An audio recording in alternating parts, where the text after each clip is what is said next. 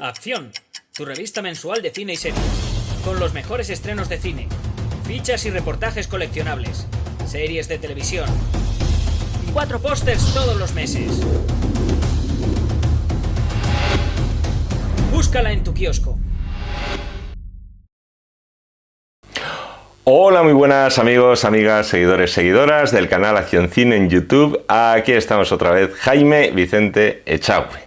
Esta vez de estreno, esta vez para hablar de esta película del año 2025, dirigida por Danny Boyle, con Alfie Williams, Jodie Comer, Aaron Taylor Johnson, Ralph Fiennes. Una película titulada 28 años después. Los que sois veteranos ya sabéis cómo va la historia. Este va a ser un vídeo cuya primera parte podéis ver sin ningún miedo a spoilers. No va a haber ni una sola revelación importante, lo que concierne a la película. No voy a dar ni un solo detalle del argumento. Pero sí, lo que os voy a dar son mis impresiones generales de 28 años después. Y después, valga la redundancia, os avisaré. Seré fiel, seré leal, seré legal. Os diré a partir de ahora sí, os voy a contar cosas muy concretas de la película dirigida por Danny Boyle, porque además lo veo necesario para poder fundamentar lo que son los puntos favorables y los puntos desfavorables, que también los tiene esta película. Pero antes de eso, os tengo que recordar de verdad que este es un vídeo del canal Acción Cine, canal, empresa que publica la revista Acción desde hace más de 30 añazos.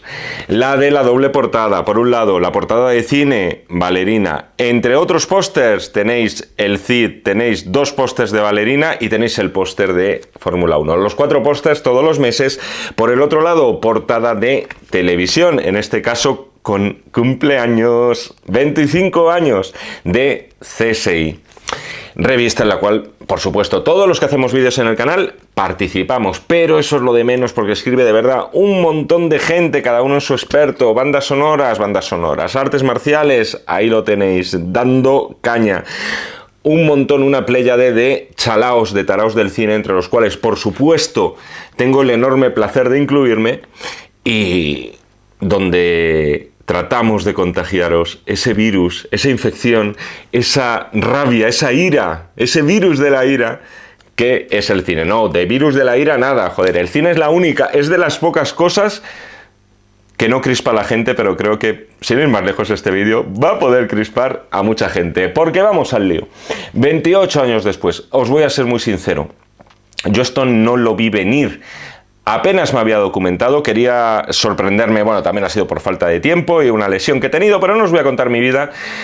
Quería sorprenderme lo más posible después de, eso sí, haberme visto en fechas muy recientes las 2 películas anteriores. Y como ya parece canónico en esta trilogía, veremos si hay más, sin ninguna relación entre ellas, más allá de la premisa de ese Reino Unido infectado por el virus de la ira. Y digo que no lo vi venir por varias razones esta película. A esta película se la podrán acusar de muchas cosas, pero en ningún caso de parecerse a sus predecesoras. Por no repetirse, no se repite ni siquiera el maravilloso y para mí ya legendario tema central de las 2 películas anteriores, compuesto por John Murphy, y que debe estar en la lista de reproducción del Spotify de cualquier infectado. Tampoco me atrevo a decir que este 28 años después sea una película de supervivencia como si lo eran las 2 anteriores. Y luego esto me detendré un poquito más. En las 2 anteriores los protas trataban de ponerse a salvo en un mundo dominado por los zombies, pero aquí el que al final es protagonista, y no quiero decir mucho más, chaval, lo que hace es directamente meterse de lleno en la boca del lobo por voluntad propia. Ya está, sin más. Y por ritmo y situaciones, tampoco soy capaz de emparentar esta película con las 2 anteriores. Es cierto que las 2 pelis primeras y el cine del guionista, que aquí repite, por cierto, Alex Garland, en líneas generales quiero decir, siempre bebe mucho de la road movie. De una de sus más recientes películas, ahí lo podéis ver, que es Civil War. No dejaba de ser una premisa muy similar a la de 28 días después. Sustituid a los zombies de aquella por estos golpistas que han puesto en pie de guerra en los Estados Unidos y encuentras muchas similitudes. Hay un viaje en coche también, hay una serie de personajes de distintas generaciones, se crean una serie de vínculos entre ellos. Y en esta tercera parte, donde repite Alex Garland, hay un viaje, pero no carretera. Y os diría que el viaje, que las dos anteriores era de supervivencia, aquí está más cerca de la aventura, vamos a decir, emocional. Estas cosas me han sorprendido, pero no es lo que más me ha sorprendido de esta peli. Lo que no me esperaba en ningún caso es que iba a haber una película mucho más cercana a The Village, El bosque de Shyamalan, y en otros momentos una película de folk horror tipo La bruja de Robert Eggers. Eso, de verdad, ha sido lo que no lo vi venir, no lo vi venir. Es una película que si vais a ver con el chip de las dos anteriores, os va a descolocar muchísimo, no necesariamente para mal, por cierto. Para entendernos, esta es de las tres la menos zombie, con diferencia. Tranquilos, tranquilos. Salen zombies, hay escenas sangrientas, algunas tirando a salvajes. Es verdad que en este caso yo veo que han tirado más de un rollo, vamos a decir, irónico y por momentos casi paródico. Pero tened en cuenta también esto a la hora de hablar de esta peli un poco diferente con respecto a las otras dos. Danny Boyle y Alex Garland, su guionista, el director, son los padres del zombie contemporáneo. Algunos saltará y dirán, eso no es así, que esto ya estaba inventado antes de 28 días después, en el año 2002. De verdad, os lo digo sinceramente, no necesito que nadie me explique la importancia del cine de George Romero. De verdad os lo digo, no lo digo con chulería ni nada, con sinceridad. Es decir, no necesito que nadie me recuerde lo importante que fueron lo que para mí debería haber sido una trilogía y no después ese delirio de hasta 6 películas, y me estoy refiriendo a las 3 pelis, la trilogía compuesta por La noche de los muertos vivientes, El amanecer de los muertos, titulada en España Zombie, a secas, y El día de los muertos. Obras maestras, indiscutibles. De verdad creo que todos los que nos gusta el cine y sobre todo nos gustan y nos interesan los orígenes de determinados géneros o subgéneros cinematográficos así pringosetes y tal, cine de terror, coño, dilo ya directamente. Todo eso tenemos muy bien asumido quién era George A.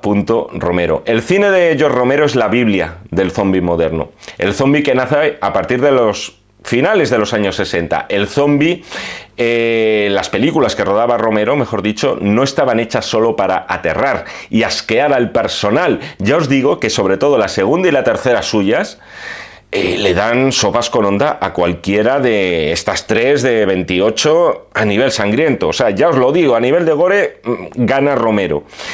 Pero también fue pionero a la hora de llevar este subgénero del terror a lecturas, vamos a decir, más sociológicas y mucho más incisivas, porque lo que aprendimos con esas películas de George es que el verdadero malo, el auténtico monstruo, no es el zombie, es el ser humano. O mejor dicho, lo que nos decía es que los que sobramos somos nosotros. Malas noticias, amigos. No los zombies, los que estáis fuera de este mundo sois vosotros. El mundo ya pertenece a los zombies. ¿Qué ocurre a partir del año 2002, con 28 días después?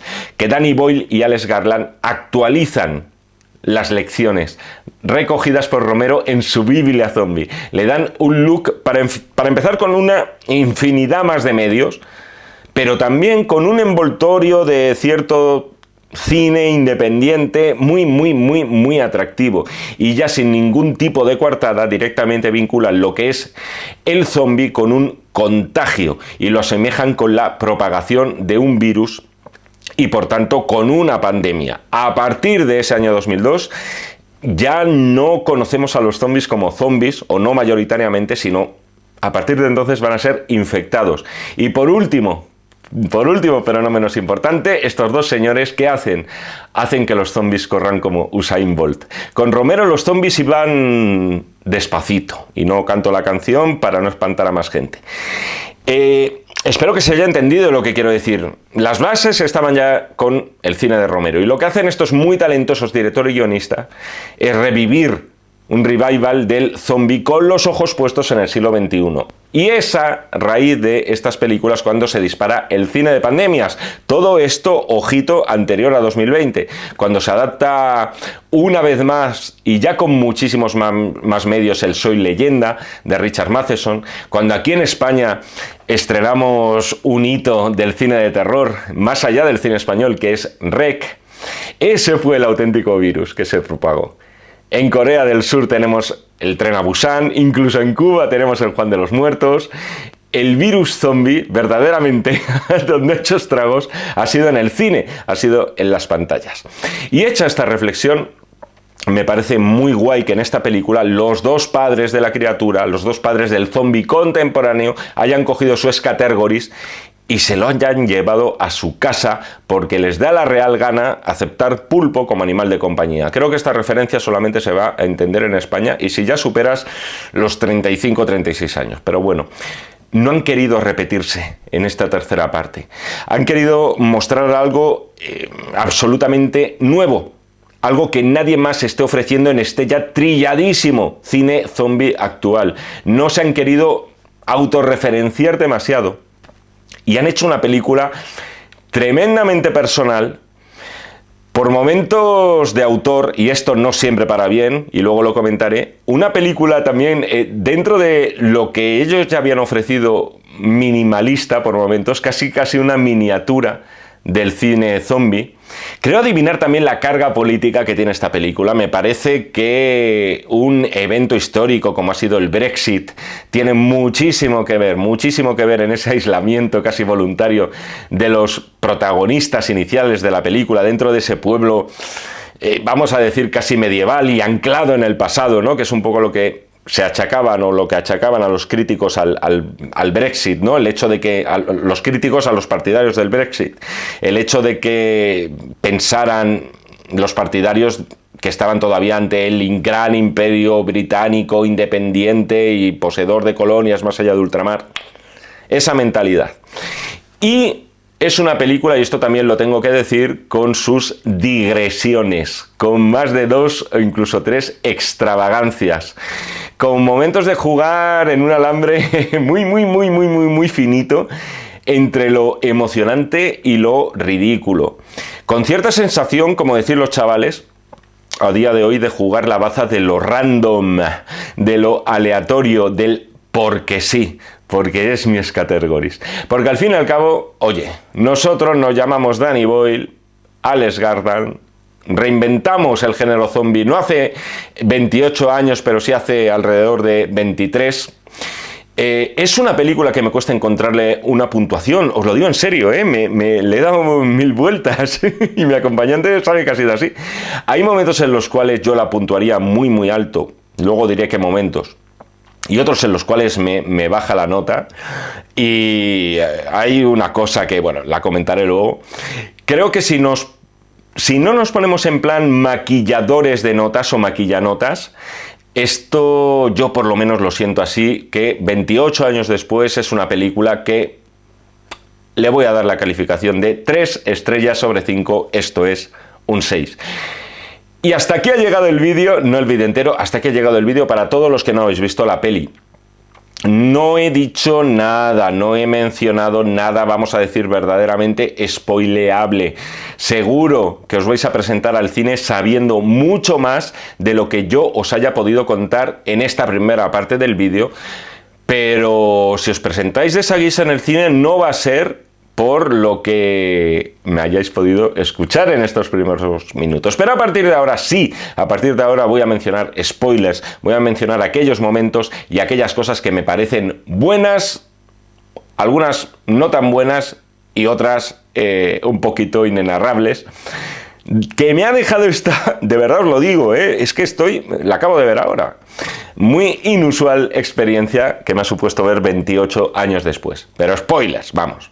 Spoiler ya a saco. Empiezo.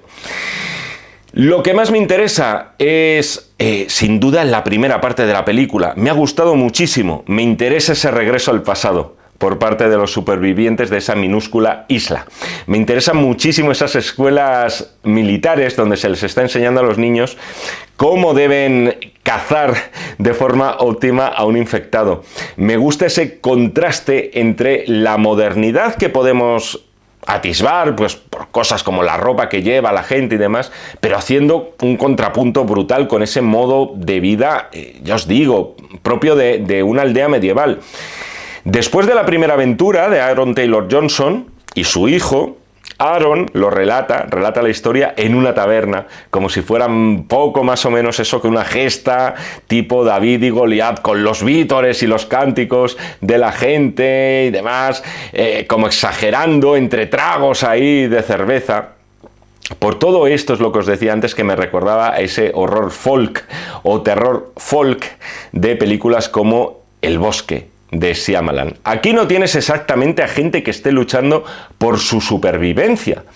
Aquí tienes una colonia de personas que parecen aceptar tener más que asumidas las reglas ya del mundo y del juego que les ha tocado jugar. No parecen incómodas en su fortaleza, pese a las carestías que sin duda viven.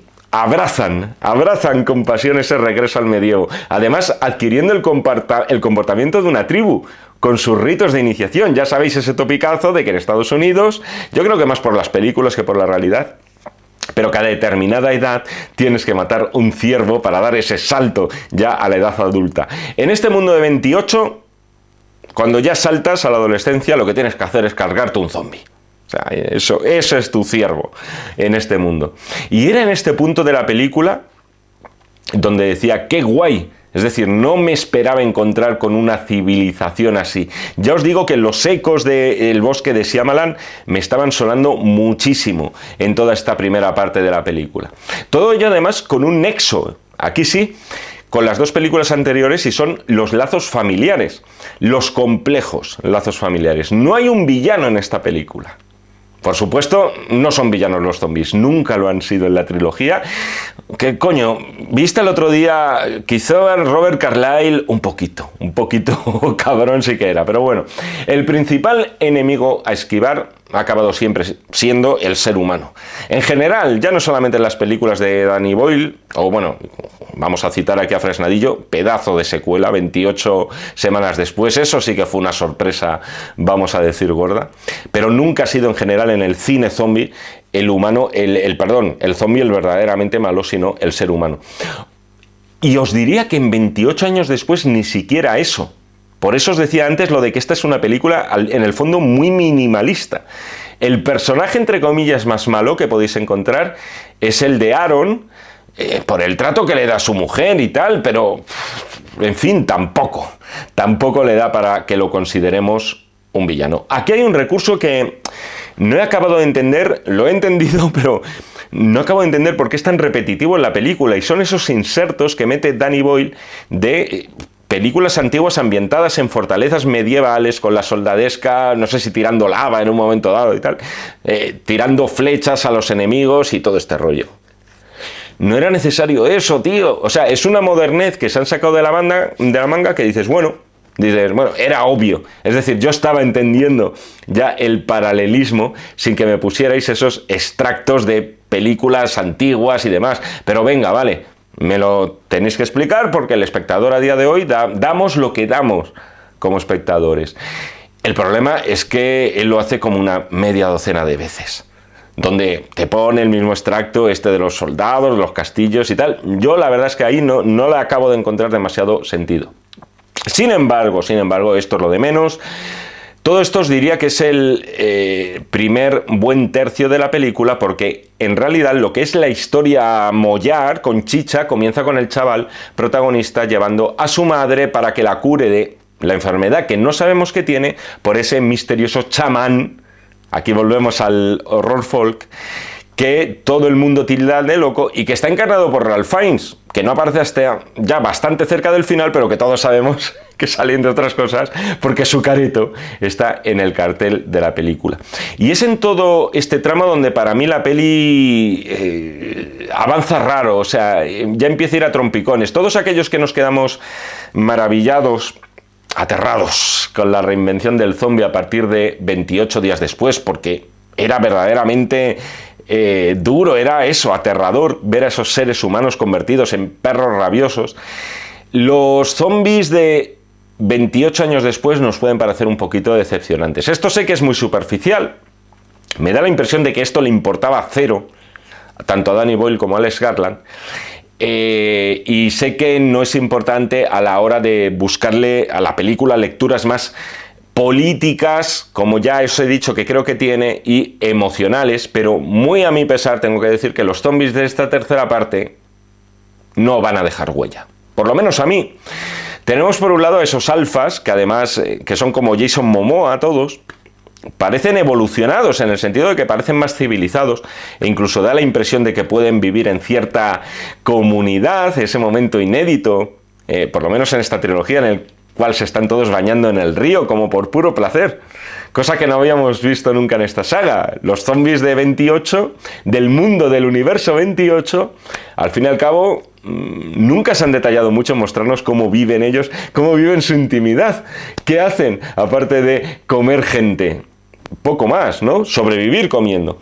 Y después, aparte de estos alfas Jason Momoa, están los zombies gordos, vamos a llamarlos así, los que reptan en el suelo como si fueran unas babosillas gigantes, que a mí personalmente me han gustado más. Es decir, a mí sí que me parece ahí un toque de originalidad interesante dentro de esta película. Pero como os decía, tenemos a partir de aquí la aventura de este chaval, que por cierto está estupendo en la película, el actor.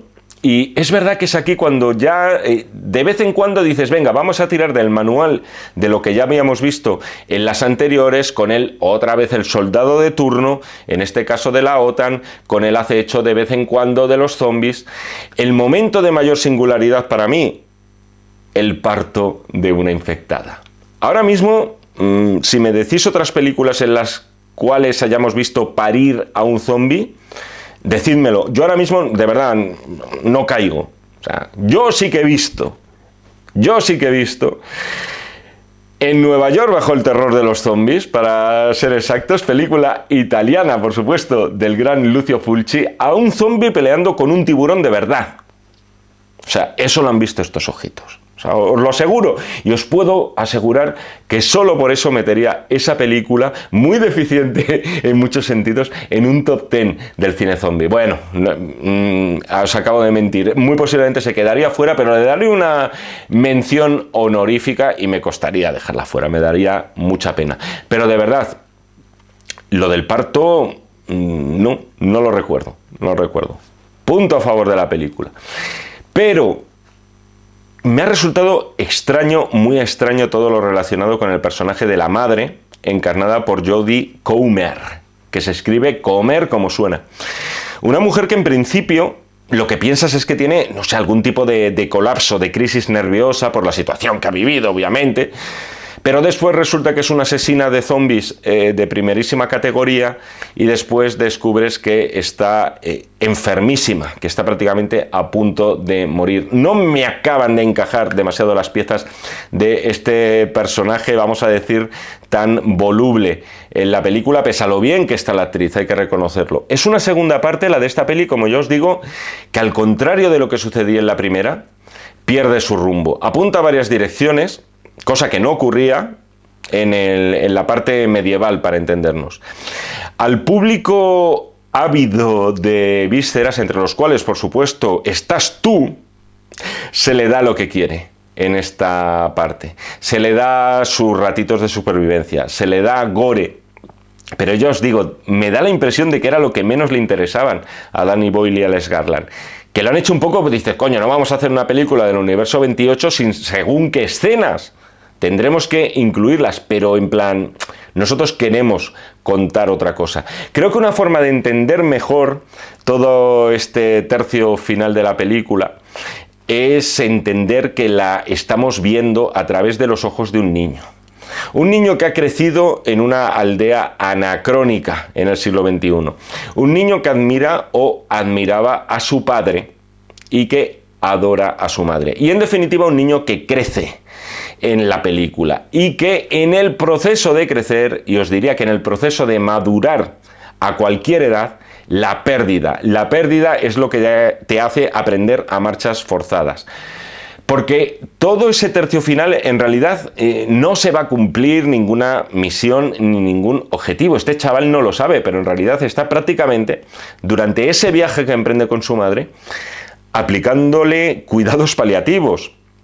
Al final, y es a través del personaje de Ralph Fiennes, cuando se dice de forma explícita, todo esto se resume en ese memento mori, en ese recordar que vas a morir, que es otra forma de decir, te tienes que preparar para morir, no eres inmortal.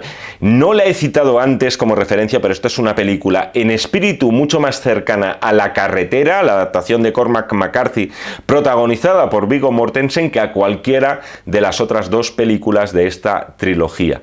Y es en toda esta parte de la muerte de la madre donde es verdad, ahí la película alcanza unas cotas emocionales que tampoco habíamos visto en las dos anteriores pelis. No me quiero enrollar mucho más ni contar mucho más, pero de verdad, quienes hayáis visto la película, tengo que hacer referencia al epílogo de los Power Rangers.